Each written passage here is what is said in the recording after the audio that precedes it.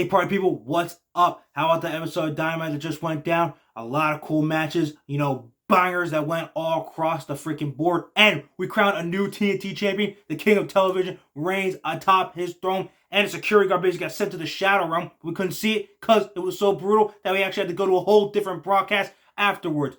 Don't worry guys, just because all the cool stuff on Dynamite is over does not mean that the good times have to stop. Because the newest episode of The Gift of Gabe is about to start. You guessed it, right now.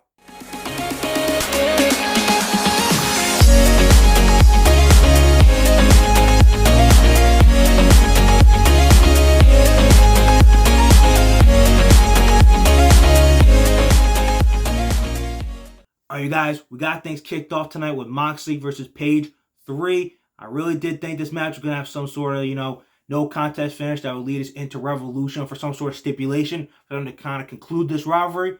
That wasn't the case, but we still got an absolute banger of a match to kick things off on Dynamite. It was awesome. Mox got like a little busted, looked like it was actually a little bit accidental, but it was fine because, that chair like caught him a little bit. Same thing happened in the main event with Samoa Joe. More on that later, but the match was great. Moxley ended up coming out with the win, but not as a conclusive and decisive win that like Hangman had gotten over him the last time that we had this little song and dance. So things aren't exactly over yet, especially because they were flipping the birds to each other afterwards, getting all up in each other's faces, and Castagnoli and Yuta had to come down, make sure they didn't go back to blows because they were definitely ready to do it. And Moxley freaking just doing snow angels and then Hangman doing push-ups. This feud is not over yet. They're going to probably have that stipulation match. Don't know what it's going to be at Revolution. Could be Texas Death Match. Maybe I Quit. Maybe Dog Collar. Who knows? But what we really want to be paying attention to here is that we could be seeing post-Revolution BCC versus Elite feud. Guys, oh my God, that would be so amazing. Just the thought of maybe Omega and Castagnoli, and even Omega versus freaking Danielson again, and then Young Bucks doing any sort of tag team match against any of one of those group. That would literally be amazing. And I don't think Blood and Guts, I don't think it would get that far. Maybe, afterwards, maybe Anarchy in the Arena. I'd be totally down for that. Either way, guys, that is a feud you're going to want to watch out for. I'm feeling it. It might actually happen. And oh man, that's just a whole ass-kicking contest that we're not ready for, but we would totally accept it with open arms, without question. But for now, I can't wait to see what kind of stipulation match they have for Hangman and Moxley at Revolution. Just going to make the night even more stacked. You guys, the Takeshita campaign for the next All-Atlantic Champion got even stronger tonight because he got that big, decisive win over Brian Cage here on Dynamite, and it was great. Give it up for my boy Takeshita. Here's our next All-Atlantic Champion, and dude finally got in the winners column on Dynamite.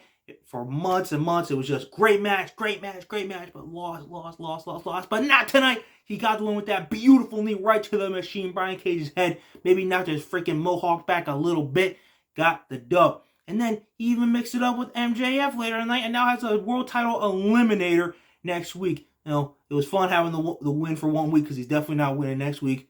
But it's Takeshita. He's gonna produce. So there's no really need to worry about it there. Orange Cassidy, you're my dude, but your days are numbered. This man is coming for your All-Atlantic title very, very soon. He deserves to be the next champ, and that's why I started this campaign. So guess what? It's still going strong. The Takeshita campaign for next All-Atlantic champ.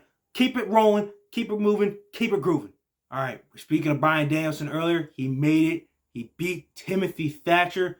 Match was pretty solid, not really to compare to, the earlier matches, but it was nice. It was solid. It got the job done of the story itself. That's 4 down, man. 4 down. There's 1 more to go. And the last one is going to be the final banger of this little gauntlet that MJF has set up for Danielson for him to actually get his title match against him at our Devilish Champion at Revolution. It's going to be against Roosh.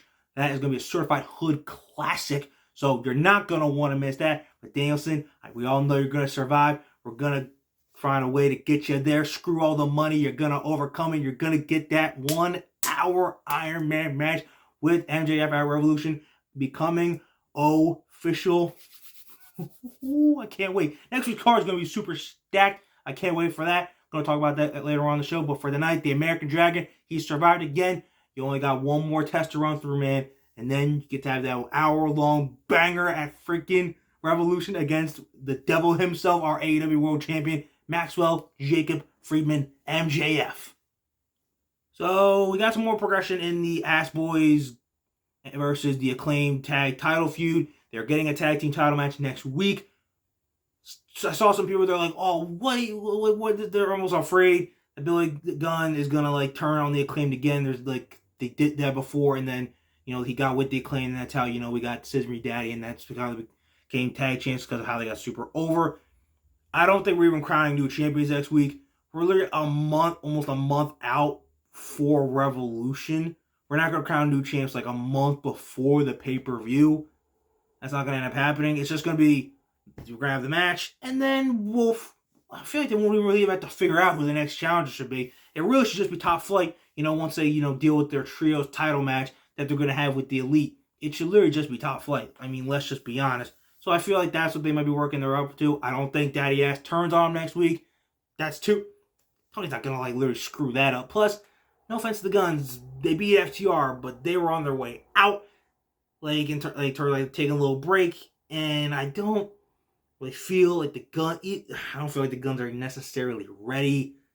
Yeah, like, they're getting better, but I don't think they're ready, like, to become champions yet. Give it time, but I think we still have our forever champs, the people's choice, the people's voice, Rap Master Caster, and the Sultan of Scissor, Anthony Bones, the Acclaimed, still as our tag team champions after next week. Long may he reign. Our king of television has returned. I did not expect the title change to be happening on this episode of Dynamite, but it did. New champion, Samoa Joe, two-time TNT champion. He basically almost killed Darby again, but to no surprise, the match was great, totally physical. You got a little bit of a snip with that freaking table at the beginning, but it was still cool. And then that muscle buster on top of the exposed freaking ring right on the hard wood. I was like, oh, dude, is Darby gonna kick out? And he did not. Joe is champion again, and then he was confronted by the returning Wardlow. We're gonna have to get used to Wardlow having short hair. It was a little trippy at first. We'll get used to it. But, you know, freaking dude was literally trying to just powerbomb that security guards. We were trying to go off the air. They couldn't even get the timing right, so you could see him powerbomb him onto other security guards. Dude basically got sent to the shadow room or got disintegrated. We really will never know unless you were at the show or found some footage. As far as we know, the dude's done. He doesn't even exist. He just spawned out of life because we went right into that power slap crap. So, who freaking knows? Looks like the Wardlow Samoa Joe feud. We knew this was going to continue. It's going to continue for the TNT Championship. I have Samoa Joe continuing to hold his belt, honestly, for a little while. This King of Television thing is really good. Darby's reign was going great. Sucks to see it end. But he's going to be built as a future challenger for MJF down the line. Maybe Double or Nothing. I wouldn't be surprised if that would be the next person. But who knows? He's going to be built as that challenger anyway. And you know, him and MJF put on a classic match before. Just imagine how much more of a classic they'll put on with just the stakes of the AEW World title. W most likely probably won't win. But then again, depending on what time, you never know. But then again, Ricky Starks could also do it. There's always been options. Great options. We mentioned this when he first won the title. So, Darby, thanks for a fun 4 weeks of champion, dude. And as for our King of Television, long may you reign, our amazing but destructive king. May God have mercy on everybody's souls in the kingdom who dared to come at the king of all television networks. Okay, you guys, that's Dynamite. Totally solid show. The road to Revolution is going to keep on going. Next week's show is totally going to be great. Like we said, Danielson, Roosh, Takeshita, MJF, tag titles on the line. They said something about a trios title match, but maybe they just meant Top Flight and AR Fox are just going to accept it next week. So that might not be happening, but either way, the show is stacked for next week. Before we get to there, like we all know, y'all saw Royal Rumble, and even if you're not a wrestling fan, you heard the chair shot heard around the world. Sami Zayn hitting Roman right in the back with a steel chair, similar to Seth Rollins back in the days when he broke up the Shield, and even Jey Uso walking out on him. And in case you missed it, Zayn's got all new sweet merch. You see my account on TikTok, already uploaded that. I love it, the Sami Uso, but it's taped out with the Zayn instead, similar to KO shirt when it says KO with all the tape, basically teasing and giving, because we all know they're going to have their little tag team run. So SmackDown though, we're getting the fallout, and it's 3 weeks, so we literally got to start building for Zayn Reigns Elimination Chamber. That match is going to be great. It's going to solidify why Zayn belongs in the main event scene, in the world title scene. And you never know. I mentioned it before. Dude could be a strong case to win the Money in the Bank briefcase later on this year. I wouldn't be surprised because him and Owens aren't going to hold the belts forever.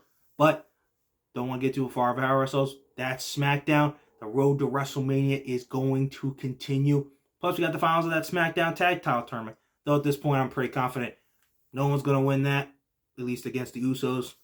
Zayn and Owens challenge for the titles. And just like Cody Rhodes, I'm guessing they drop at least one set of titles so that, things can open up once again. But guys, you're not going to want to miss these shows. And you're not going to want to miss what your boy, the best gifted gabber in the biz, has to say after those shows, because you already know you love it. So, until then, you guys, I will see you after SmackDown, Friday, and Rampage. Until then, you guys, you already know, like and subscribe. You know you want to. And always remember, when it comes to talking wrestling, who better to gab with than your boy, Gabe. All right, you guys, see you after Friday Night SmackDown and Rampage.